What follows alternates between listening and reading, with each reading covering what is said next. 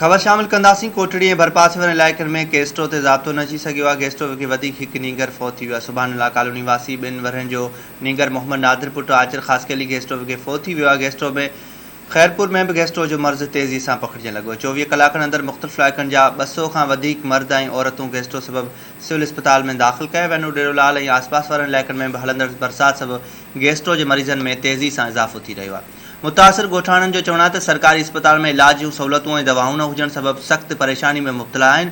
ॻोठ गाज़ी ख़ान साहवाल बासण मौसमात रबीना चयो आहे त गुज़िरियल ॾींहुं मुड़ुस खे इलाज लाइ रूरल हेल्थ सेंटर जे अमले पारां इलाज खां इनकार करे वापसि मोटाए छॾियो। हुन चयो त सरकारी अस्पताल में इलाज जूं सहूलियतूं न हुजण करे ख़ानगी अस्पताल मां इलाज कराइण ते मजबूर थिया आहिनि।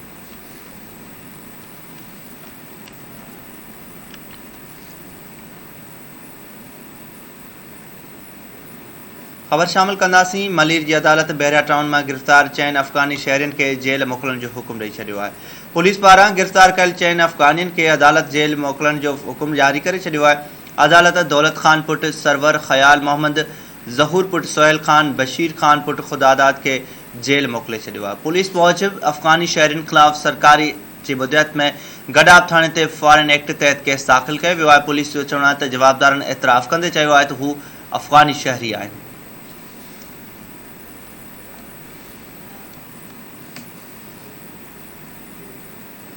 सिंध हाई कोर्ट हैदराबाद में नौजवान के गिरफ़्तार करे गुम करण खिलाफ दाख़िल दरख़्वास्त एडवोकेशन जनरल के SHO जो बयान रिकॉर्ड करे अदालत के आगाही ॾियण जो हुकुम ॾेई छॾियो आहे।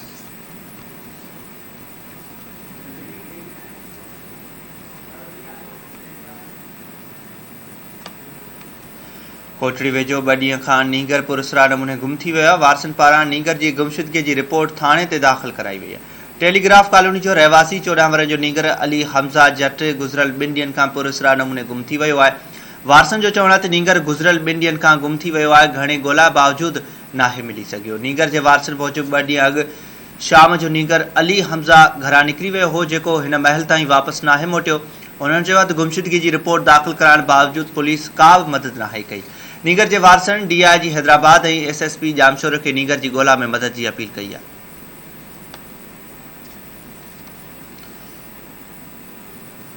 मेहड़ वेझो पुलिस के मुक़ाबले में एक ॾोहारी के ज़ख़्मी हालत में गिरफ़्तार करे वरितो आहे। घाड़े चौक वटि पुलिस ऐं 3 ॾोहारियुनि विच में मुबैना मुक़ाबलो थी पियो। मुक़ाबले दौरान फायरिंग के नतीजे में एक ॾोहारी हबीबुल्ला चाचड़ के ज़ख़्मी हालत में गिरफ़्तार करे वरितो आहे। पुलिस मूजिबि एक ॾोहारी के ज़ख़्मी हालत में गिरफ़्तार कयो वियो आहे, जॾहिं त 2 ॾोहारी फरार थियण में कामयाब थी विया आहिनि, जिन जी गिरफ़्तारी लाइ पुलिस पारां मुख़्तलिफ़ रस्तनि जी नाकाबंदी कई वई आहे। पुलिस मूजिबि ज़ख़्मी हालत में गिरफ़्तार थियल ॾोहारी केतिरनि ई केसनि में घुरिबल हो।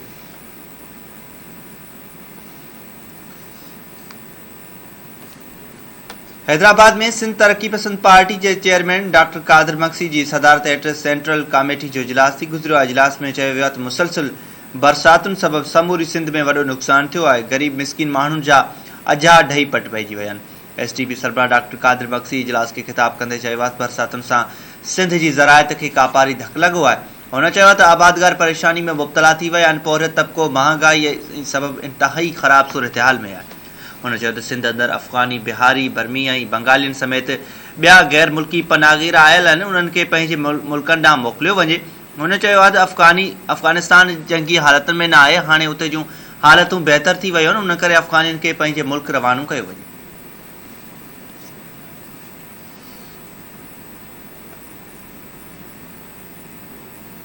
Sindh high court Sukkur bench तालीमी इदारनि जे मुख्य दरवाज़नि ते एहतजाज करण या धरणो हणण खां रोके छॾियो आहे। Sindh high court Sukkur bench में टेक्निकल कॉलेज घोटकी जे मुलाज़िमनि ऐं कॉलेज इंतज़ामिया पारां दाख़िल दरख़्वास्तनि ते ॿुधणी कई वई आहे।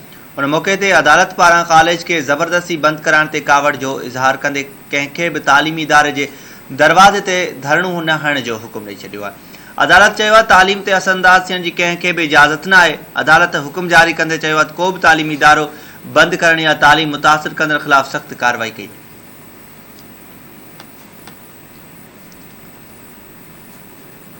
कोटलालू वेझो क़ाइम प्राइमरी स्कूल जी इमारत ज़ुबून हाल थी वञण सबबि उस्ताद मुक़रर न करण ख़िलाफ़ शागिर्दनि पारां एहतजाजी मुज़ाहिरो कयो वियो आहे। ॻोठ वली मोहम्मद में क़ाइम गवर्नमेंट प्राइमरी स्कूल में ज़ुबून हाल थी वञण ऐं उस्ताद मुक़रर न करण ख़िलाफ़ शागिर्दनि पारां एहतजाजी मुज़ाहिरो कयो वियो आहे। उन मौक़े ते शागिर्दनि चयो आहे त स्कूल जे कमरे के हंधा हंधा ॾार पइजी विया आहिनि। ॿार क्लासरूम कमज़ोर हुअण करे वणनि हेठां तालीम हासिल करण ते मजबूर थी विया आहिनि। शागिर्दनि ऐं शागिर्दियाणियुनि हिना पठान, शाहिदा सियाल, आतिफ राजपर, फातिमा सियाल, ताहिरा शर ऐं ॿियनि दाहींदे चयो आहे त स्कूल में उस्ताद मुक़रर न हुअण सबबि ॻोठ जे हिकु छोकिरे शागिर्दनि खे पढ़ाए रही आहे, जंहिं सबबि ॻोठाणा पंहिंजी मदद पाण ते पघार ॾेई रहिया आहिनि। हुननि आला अख़्तियारियुनि खां मुतालबो कयो आहे त स्कूल जी इमारत जी जल्द मरमत कराए फौरी तौर ते उस्ताद मुक़रर करे ॿारनि जो मुस्तक़बिल बचायो वञे।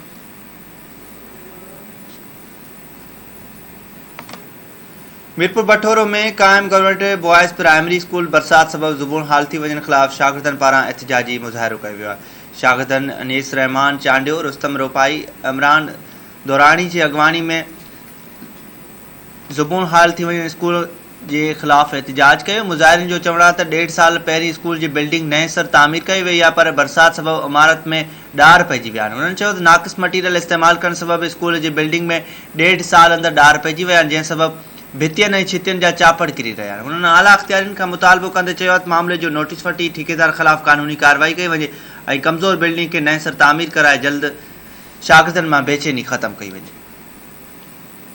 मीरवा में टाउन कमेटी जे मुलाज़िमनि पारां मुबैना तौर पघारनि मां कटवती ख़िलाफ़ एहतिजाज कयो। टाउन कमेटी जे मुलाज़िमनि मोहम्मद पीरल छुटल, सुनील अहमद शेख ऐं ॿियनि जे नाजाइज़ पघारनि मां कटवती ख़िलाफ़ प्रेस क्लब आॾो एहतिजाज कयो। उन मौक़े ते मुज़ाहिरनि चयो त officer Imran Safi Memon, accountant officer Zuhaib Memon ऐं ॿियनि ख़िलाफ़ चयो आहे त हर महीने 10,000 कटवती कई पई वञे, जेका सरासर नाइंसाफ़ी आहे। हुननि DC ख़ैरपुर खे अपील कई आहे त नोटिस वठी पघारनि मां कटवती बंदि कराए इंसाफ़ कयो वञे।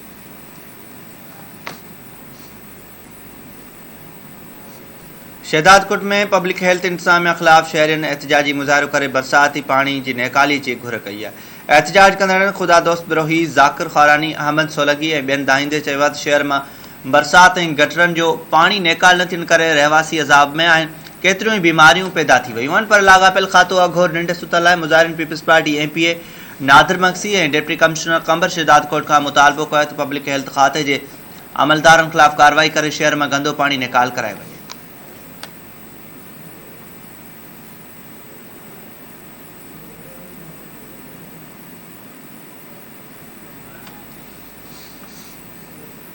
लाड़काणे सचल थाणे जी हद में पुराणे तकरार तां क़तल थियल पीरसन जे कातिलनि जी गिरफ़्तारी लाइ एहतिजाज कयो वियो आहे। शेख ज़ैद मोड़ वटि पुराणे तकरार तां हथियारबंदनि जी फायरिंग में क़तल थियल रिटायर्ड पुलिस एहलकार अफ़सल हुसैन अमरानी जे कातिलनि जी गिरफ़्तारी लाइ वारसनि सफ़्तर, अज़ीज़ा ऐं ॿियनि प्रेस क्लब आॾो एहतिजाजी मुज़ाहिरो कयो।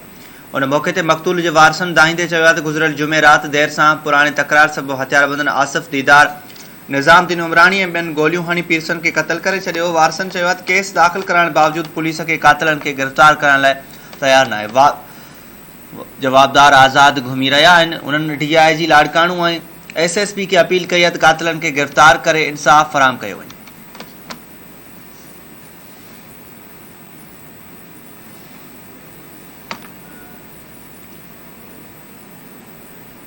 लाड़काणू में पसंदि जो परणू कंदड़ जोड़े पारां तहफ़ुज़ लाइ एहतिजाज कयो वियो आहे। उन मौक़े ते दाहींदे नारी सभा चयो आहे त संदसि मङणो पंहिंजे पुफाट कमरदीन सां थियल हो, जॾहिं त माइट मामूली ॻाल्हि तां कावड़जी ॿियनि सां शादी कराए रहिया आहिनि। संदसि चवणो त रज़ा ख़ुशी सां संदसि पुफाट कमरदीन सां हाई कोर्ट लाड़काणू में पसंदि जी परणू कयो आहे। नारी चयो आहे त शादीबाद भाउ मामा संदसि माइट मोतमार धमकियूं ॾेई रहिया आहिनि। उन्हनि DIG लाड़काणू SSP कंबर शहदादकोट खां घुर कई आहे त माइटनि ख़िलाफ़ कार्रवाई करे तहफ़ुज़ फ़राहम कयो।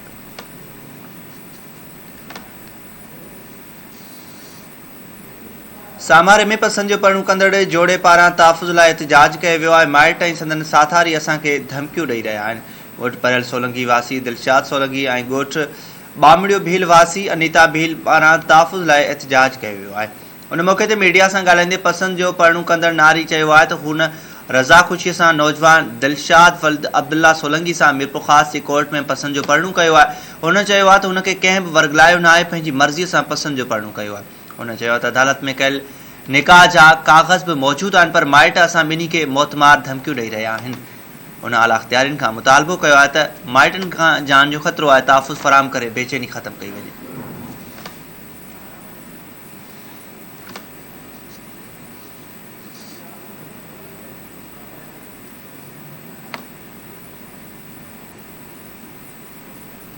ज़िक्र कंदासीं टने मोहम्मद खान में वापडा जूं लिंकूं हेठ मथे कंदड़ ऐं सरकारी बिजली जूं तारूं चोरी कंदड़ गिरोह ख़िलाफ़ SDO पारां केस दाख़िल करण लाइ लाॻापियल थाणे खे लेटर जारी कयो वियो आहे। आबादगार फीडर जे लिंकनि में छेड़छाड़ कंदड़ माशूक अली हाजाणू ऐं अब्दुल हमीद हाजाणू ख़िलाफ़ केस दाख़िल करण लाइ SDO पारां थाणे ते लेटर जारी कयो वियो आहे। SDO जो चवणु आहे त केतिराई भेरा रोकण बावजूद ॼाणायल जवाबदार पंहिंजे पोलनि ते चढ़ी मुख़्तलिफ़ ॻोठनि जूं लिंकूं बदिली कंदा रहनि था। SDO चयो आहे त 2 भेरा NC दाख़िल कराइण बावजूद जवाबदारनि ख़िलाफ़ कार्रवाई न थी वई।